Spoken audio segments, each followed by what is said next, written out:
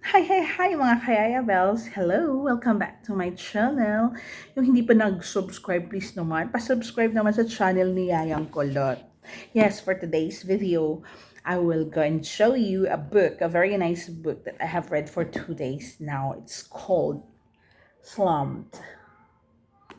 It's really good. So, I will not be a spoiler because I don't really want to go and tell you all about the book. I just want to tell you that the book itself, it's like a roller coaster. It will make you fall in love. Um, being patient for love. Um, sad because of love. Cried because of love. It's not about love about opposite sex only. Okay, so it's about all all. So you will fall in love with the mom, the dad, all the characters in the book. So I actually this is my first time reviewing for a book. And I don't really know how to say it without spilling everything to you. So you just remember it's a slammed by Colleen Hoover. Um the author's name. So I'm going to go. I really need to go and do the review right now because we're going to the library to go and change books. So I'm going. I wish I can get the same author. I will be I will be in her what's this on his book shelf right now. Later, I'm going to try to find another book from him he worked with. Ano ba? Hindi ako masyadong maano sa English. Hindi ko man. Sige ako ng English. Wala lang, at least na maintindihan ng ibang ng ibang ah audience natin that this book is really good. So, I'm not going to go and be a spoiler, but then I will go and tell you this will make you cry. This will make you fall in love. This will make you think what's next? What happened? So I just read this book for 2 days right now. For 2 days because even though I'm working as a nanny and I have a lot of things to do also, I spend time before going to bed just to read the book, and it's really good. It will make you actually it's nice because it will make you stay away from gadgets and everything, which is really good, and it will make you what's this? Imagine you're in another world. Ayan. Ano ko ba siya sabihin? It's a tragedy and romance entwined in a fated love story na ang nakasabi dito. This book will consume you, rip out your heart and in pieces and piece it back together. I absolutely love it. So yun ang yung mga sinasabi um, ng mga nakabasa dito.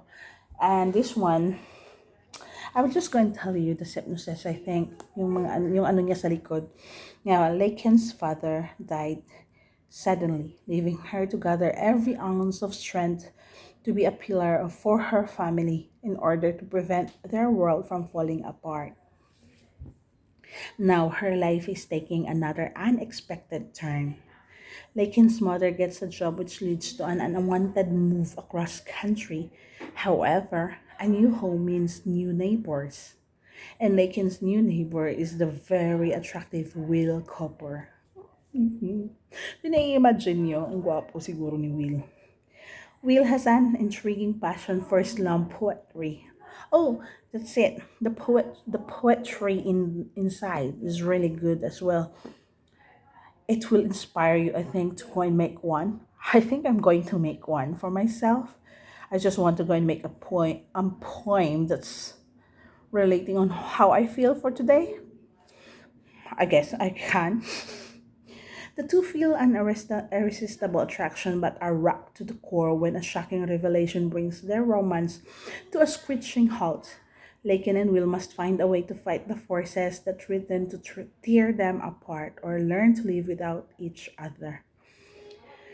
See what the readers are about Slam. Hands down, the best love story I have read since. I cried, I laughed, I swooned. Yan ang mga reviews ng mga that's the reviews of all the people who read this book. So I will go and, So the poets in here are very good as well. Yeah.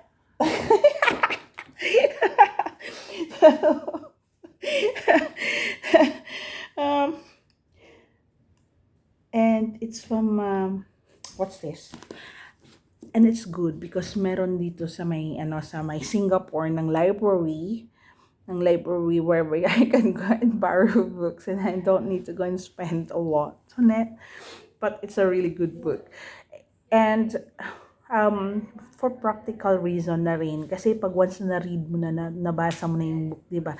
Usually we just go and set it aside. So it's this one because we're just borrowing it at the National Library.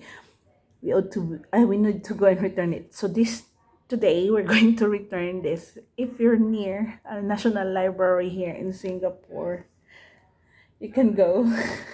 You can go and borrow it. So nasa H-O-O siya. Hoover. Yan. Kasi Hoover yung apelyido ng author. So H-O-O. Ayan. So, it's National Library NLB. So, I'll return this one. You need to go and read this. I'm telling you, you really need to go and read this one. I will absolutely go and say that this book will go and bring you a different was this views on falling in love. Although you have husbands now, or you have you're into a relationship now, but with this book, you will really think that, oh, really is there's something like this that's happening in the. Yeah, I will not go and say more, or else you will not be able to go and enjoy it. So it's lang kung magugustuhan nyo, I'll be gladly want you to go and comment down below kung ano yung nagustuhan niyo doon sa story. But don't be a spoiler din kasi we want everyone to learn how to read books or again. Kasi nawawala na siya sa sistema ng tao kasi lahat nasa TikTok na.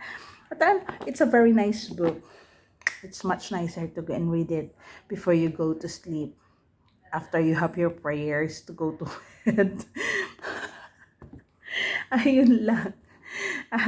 Thank you so much everyone for watching. I hope you enjoyed it. And then, I hope na mabasa nyo ito.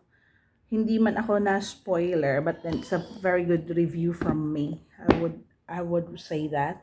It's easy to understand as well. The words, the contents in this book is really easy to understand, especially me. English is not my first language. So, madali siyang intindihin. So, sa Tagalog bakit book to, madali siyang intindihin na yun. So, you can read, you can borrow, you can buy whatever you want, but I will recommend this book. It's a 5-star for me. Nag-rate siya. Thank you so much for watching everyone. I hope you enjoyed it. And if you are not subscribed to my channel yet, please do subscribe. It would be great if you can subscribe, especially kung OFW ka. We can go and talk to each other. We can understand each other and share some ideas, share some books that you might like, that I might like. Yeah, and that's it. Thank you so much. Happy reading. Bye.